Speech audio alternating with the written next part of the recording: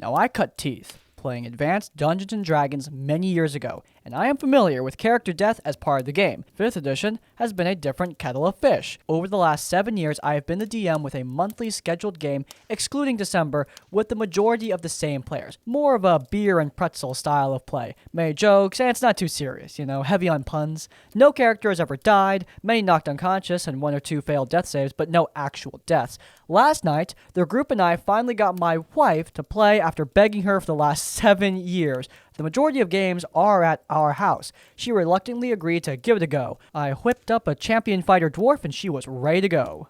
We played, had fun, and towards the end of the session, she was knocked unconscious by a gibbering mouther bite. She asked if she was dead. I replied, "We will deal with that when it is your turn. It comes back around." I explained the death saving throw mechanic. She rolled a 14, and I continued to read the stat block as the next character worked out their move. While doing this, I realized what needed to happen. I explained the monster engulfing the body of the dwarf, causing the other characters to question if hitting the monster would damage her. 2 attacks later, the monster was dead, and no body was found. The shock at the table was palpable, and everyone assumed this was a setup. Alas, I had finally killed my first player character in 5th edition, and it was my wife, playing for the first time. Not a bad horror story, but a not-so-great introduction to the wonders of Dungeons & Dragons. I think every Dungeon Master has their first. Their first epic boss fight, the first session that was a real disaster, the first session that was a real epic success, and the first player character death. I can't say many people have their first PC death being their wife, but, at least it's a unique experience.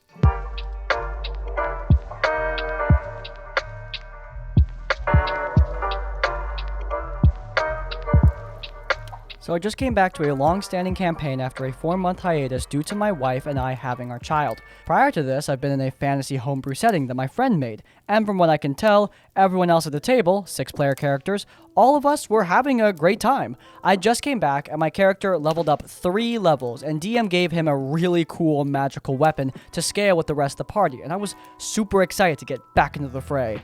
However, after coming back, my character was introduced back into the group because he had sought their help to fight off a wicked disease spreading through my hometown. However, upon arrival, my first session back was during a wedding ceremony to one of the other players' characters whose story had been wrapped up, and at the end of the wedding ceremony, 20 or so high-level player characters that the DM let us know were apparently all able to cast Counterspell on us, showed up to arrest the entire party for a series of events that culminated in us freeing a race of enslaved rose elves. He made it very apparent that it was either death by combat or we had to go with them. So already, I was starting to feel a bit railroaded, but I was willing to go along with it and see where he was going with the whole story. So we get whisked away to some impenetrable prison city, locked away in separate jail blocks, and we're told out of character that we couldn't cast any spells over 1st level without being caught/counterspelled. There was a common area with a bunch of previous NPCs we'd met who were also arrested, and apparently you can bribe around to get messages to other party members, but it can take 2 weeks to get an answer back. No one knew what to do, and with 6 other players at the table, 1 player at a time could speak to a random NPC and roleplay for 30 real-time minutes, so you would just wait extremely long to talk to anyone, and some people wouldn't even get to talk at all for an entire session. Me and another player character managed to get exchanged to the same cell block and tried to break out, but were met with a warden that's level 17 and carries a Vorpal blade. Oh, and he has legendary resistances and was literally impossible to beat. Despite a very calculated effort, we were thrown back in our cells and told to wait it off, and we could be here for several in-game months before anything was resolved. The player that tried to break out said at the end of the session that there were no hard feelings, but he wasn't having fun for several sessions and decided to drop out of the campaign. This greatly hurt the DM's feelings, but the player did it very appropriately, I thought. The DM, on the other hand, took it very hard, and next week was floundering, trying to get through the session. I waited until after the session to see if things improved before I mentioned I wasn't having fun either, but they didn't listen. So I decided to open a dialogue about me not enjoying the direction of things, but still loving him as a DM and would love to still play, but I just wanted to voice my concern and see if any sort of course correction could happen. But he just shut it down and ghosted me for a while, and now he's shutting the game down for the foreseeable future, and I feel kind of guilty. I know for a fact that 50% of the players at the table felt the same way as we all discussed it, so yeah, am I wrong for voicing my concerns? Should I have waited several more sessions of not having any fun before saying anything? Or should I have just finished the arc and kept it to myself? TLDR, came back from a D&D hiatus to be thrown into a long jail saga with a party where it felt like no one has agency. This arc could last for several sessions. I told the DM I felt a bit railroaded to start a dialogue, and shortly thereafter, instead of talking, he got his feelings hurt and quit the campaign. What did I do wrong? Obviously, I am unaware of exactly what words were exchanged between you and the DM, but given the information that I have, I will say, what did you do wrong? Nothing! This DM seems to have perfected the art of creating the most irritating quest possible. From players being unable to communicate with each other, having little agency, to ridiculously powerful DMPCs. I mean, seriously, this has everything. Really, I should be impressed. I mean, this guy is the Wheatley of Dungeon Masters. It's like a bunch of geniuses came together and thought, how can we create the biggest idiot possible? And then created this DM and his horrible campaign. Obviously, I'm being a little bit facetious here. I don't know how intelligent this DM actually is, but he's not exactly giving a very wondrous display here. Back to serious for a second. Look, baseline, taking away agency like this is just never gonna feel good, ever. I know some DMs are like, oh, it's part of the theming of the campaign, but unless the players are directly saying that that's something they're okay with, because taking away player agency usually feels really bad. This DM shouldn't act too surprised that they're dropping players like crazy. I mean, with this campaign, it's inevitable. I just had the roughest couple of sessions I've ever played in years. A bit of context, we're a group of 6 level 10 characters. Our party were being threatened out of the city by the Thieves Guild that we were going up against. On our way out of the city, the avatar of a lesser god that had messed with us in the past stopped us and told us that we weren't done yet. She wanted us to do something evidently quite important for her. The party, of course, was less than willing to help her, so she made us an offer. She told us where we could go to find the Thieves Guild's base of operations. This way, we could take out their leaders and clear our names. The guild had bribed the city guards into labeling us as criminals, but anyway, we agreed to those terms, and after resting for a bit, we set out for the Thieves Guild's hideout. What we found there was a heavily guarded compound, disguised to look like a farm. We stay far away from it as to not alert them to our presence, and we make a plan. What we came up with was that my character would polymorph himself into a bird and fly over the compound to gather some information, possible entry points, how many guards, etc. We also added that if my character doesn't come back within the hour, the rest of the party would assume I'd been caught and advance on the compound.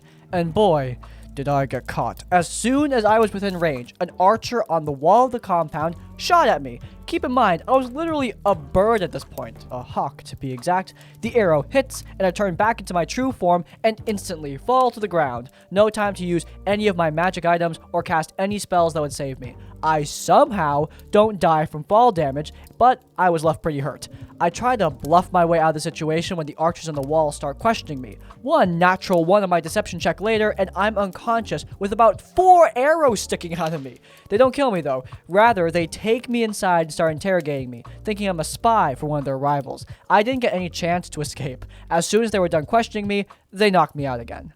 Now, of course, the rest of the party puts the backup plan into action and advances on the compound. Unfortunately, I was the stealthy one of the group. They walk straight up to the gates of the compound and attempt to bluff their way inside. They claim that their wagon had broken down. They needed help. Things seemed to be going, well, less than stellar, when the archers just started shooting at them. Initiative was rolled and combat began. I forget the exact number, but I think there were about 4 or 5 archers on the wall. Each one could attack twice. It ended up taking the party about 5 to 6 rounds to get to the compound's gates while they were dashing, the whole time not only getting shot by archers, but also fireballed by about 3 mages. Our warlock was the first one into the compound. He got there first thanks to a haste spell from the artificer. He crossed the courtyard and ran past a covered wagon on his way to the building proper, only for an assassin to leap out of the cart and attack him. They hit him with one attack that brought him from full hit points to 0 instantly.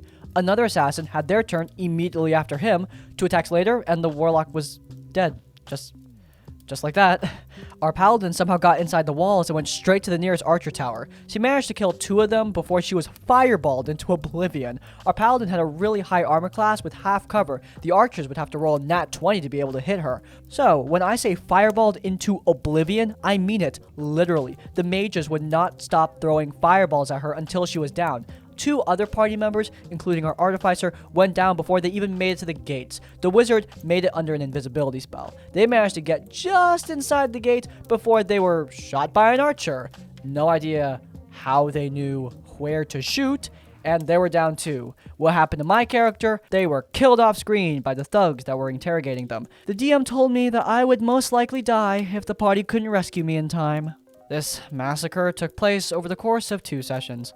Half the party was killed by it.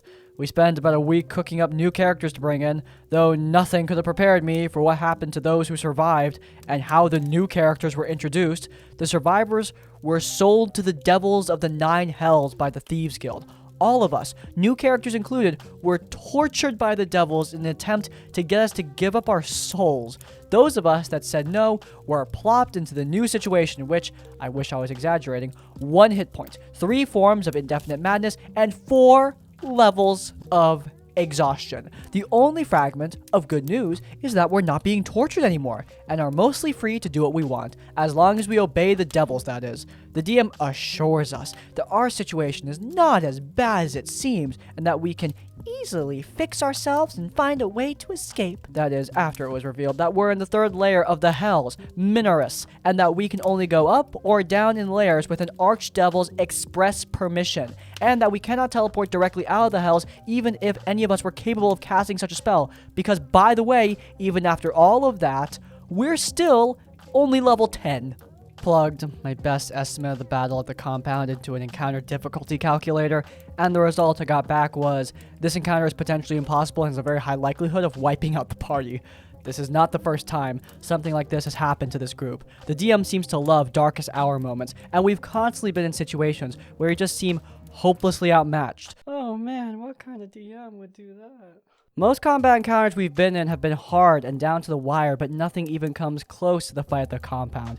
I just need some advice as to what to do next.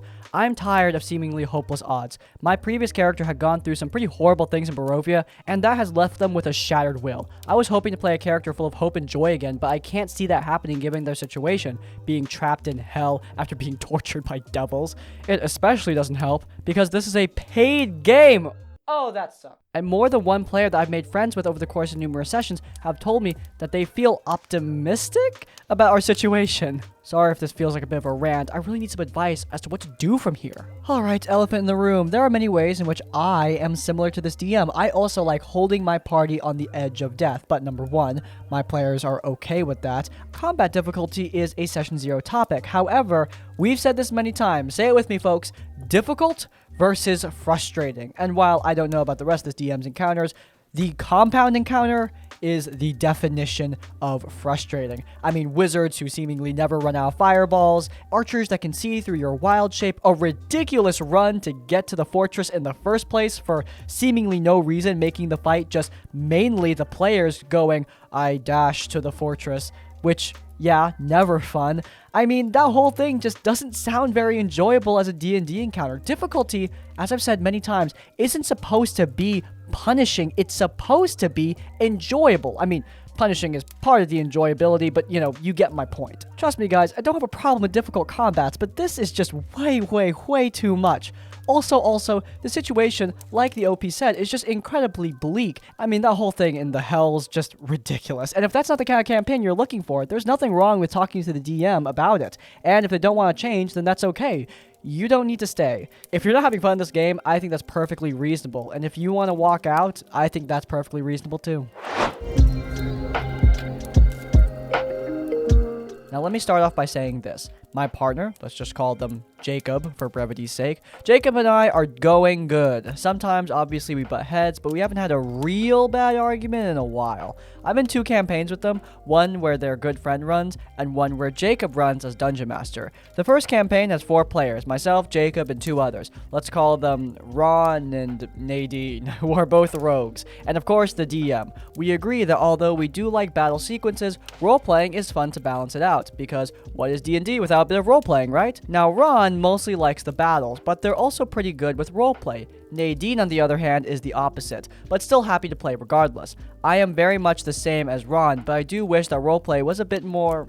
I don't know, I wish people got more involved in it, even as just a party should in general. Ron, Nadine, and myself, we all roleplay as our characters frequently enough that they have rapport. Jacob, on the other hand, seems to never want to do it. They're quite literally only present when there's a battle going on. When it comes to roleplaying or being out of battle and interacting with our surroundings, they're not having a bar of it and essentially playing dumb, like their character is just punching a wall or whatever. Important thing to note, that Jacob has 3 different characters, 2 combat-focused ones and 1 spellcaster. Spellcasters aren't combat-focused?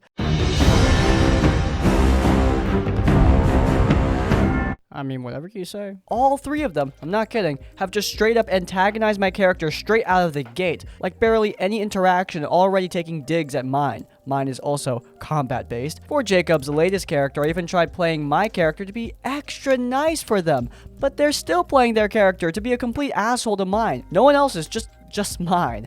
I've asked my partner about this, and they just say, well, that's just how my characters are. And I asked them why they keep singling mine out, but they still just replied the same, and said that they're interacting like that with all the characters. I mean, I beg to differ. The second campaign, where Jacob DMs, this one is a bit tricky because Jacob was very excited and very nervous about making their own campaign. I encouraged it, but now I'm playing in their campaign. I'm starting to wish I hadn't. It's mostly made up of my own friends, but Jacob is also close friends with them, and they can get a bit distracted or even rowdy at times. Often, however, when they do get disruptive, apparently it's up to me to rein them in or get their attention, or worse, Jacob ends up taking his gaming frustrations out on me by punishing my character. In this campaign, I doubled as a rogue and bard. What irks me about this campaign and the way Jacob is running it is that they essentially got my backstory out in a hurry, and when I mean hurry, I mean like 2 minutes. Character had amnesia after coming back to life, reborn style, and I just had to roll high enough to get my memories back.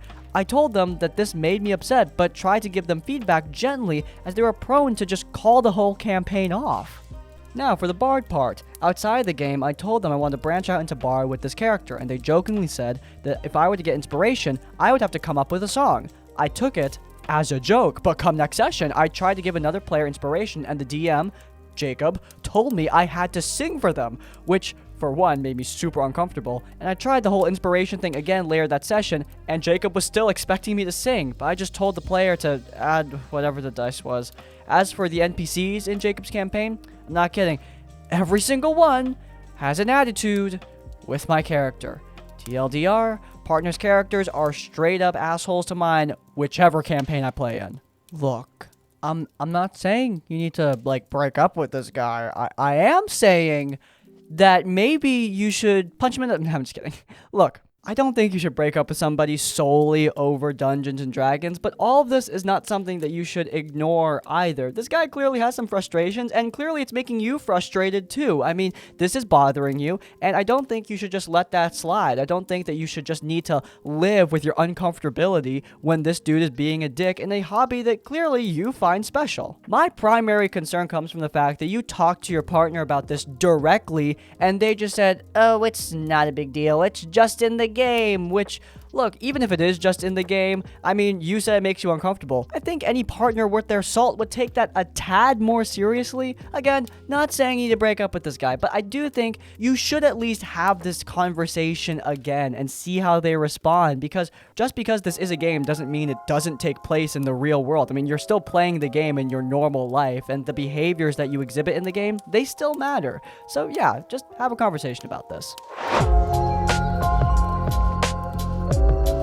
I've played D&D a few times before this, so I'm a relatively new player, but this was my first encounter with that guy. Little preface, my group had played with him once before and had suspected he was cheating, but could never catch him. He used metal dice in a tall tray. Anyway, that's kind of relevant. I will call players by their character names or title/class. There's me, Inabus, half-elf barbarian, that guy, Vladimir, a human barbarian, and my boyfriend, Fighter. Oh, also there's the DM. Anyway, me and Fighter were invited to a one-shot at DM's house. We had known DM for a while, and he is one of our good friends. We made our characters and arrived on game day, and Vladimir and his girlfriend, who is not relevant to the story yet, were already there. We were chatting and talking about our characters before we started the game, and Vladimir and I were talking about how we both kind of made similar characters to each other. Strange coincidence, honestly. The only person I told about my character was the DM, and he swore he never told Vladimir.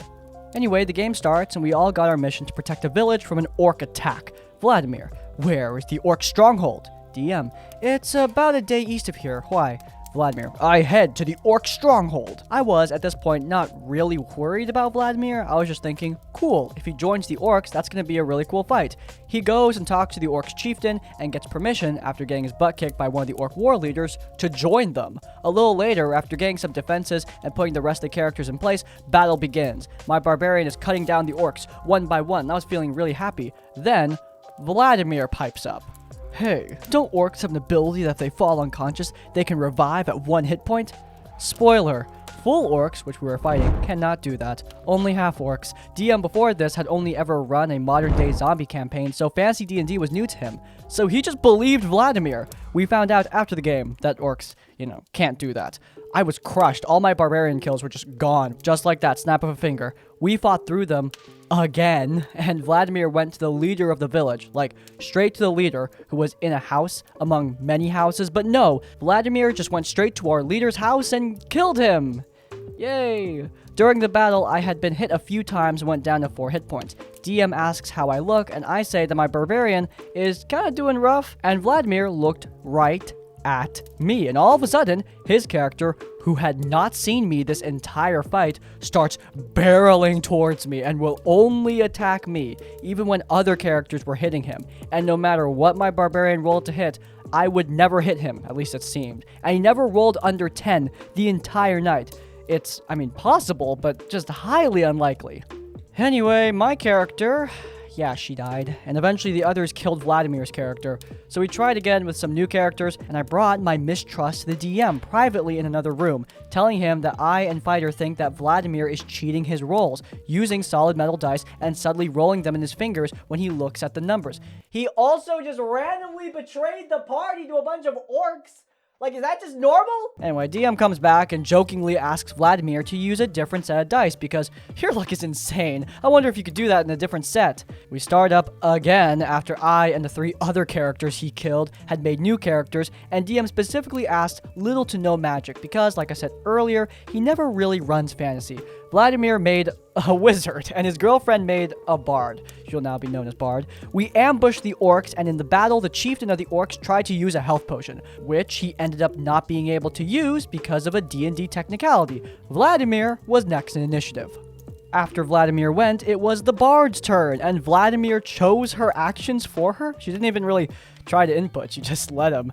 We eventually ended the game after the orc died, unsurprisingly, to Vladimir again. Vladimir and Bard left a few minutes later, and we all talked about our grievances with him. Not the nicest thing to do, but we didn't want to fight him. We all agreed that he was fudging his rolls and playing 2 characters, as well as targeting me and metagaming hard. Oh, and the other thing, he wasn't counting spell slots. He must have used 5 spells as a wizard when he was level 1. Wizards only get 2 to 3 slots.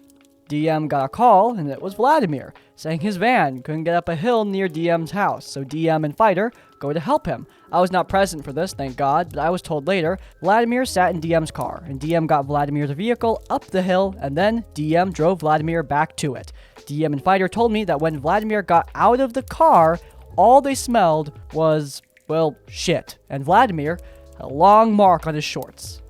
Yeah, he crapped in the DM's car. Needless to say, we never played with him again. Well, that's enough internet for me today. Oh my God. I was joking. Okay, I was joking. I'm back. All right, so look, Vladimir clearly is a very annoying player, but nothing nothing that he does in the game could possibly one-up what he did in the DM's car. Look, I get it. Accidents happen, but if they're going to happen, just don't, you know? Have you ever thought about that? Just don't. Just, you know? Look, back to the D&D stuff. I don't know if this guy is cheating because the method by which he would be cheating doesn't really make much sense to me. I mean, it doesn't matter if it's metal dice or not metal dice. You can always roll dice between your fingers. I mean, the rule I always put in front of my players is if I can't look at the table and see the dice on the table, it doesn't count. I don't usually need to tell them that. They just assume, but yeah, there you go. Of course, the most major aspect of stupidity is betraying the party for no discernible reason, which I get that sometimes that can be really fun to have an evil player character, but that sort of thing is hard to pull off, and I have a feeling that this guy does not know how to pull it off properly. Though, like I said, compared to what happened to DM's car, does any of that stuff really matter?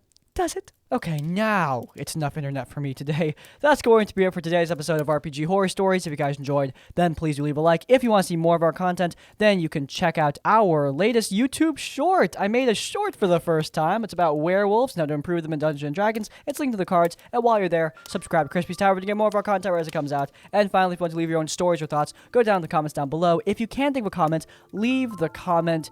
You did what in the DM's car? To let me know you made it to the end of the video. Oh, hey, by the way, if you have your own horror stories, you can send them to the Stories for Crispy Gmail account. It's in the description down below. Send your stories there for a chance to be featured in one of these videos. But even if you don't have any stories, and that's like, comment, subscribe, I will see you all next time. Farewell.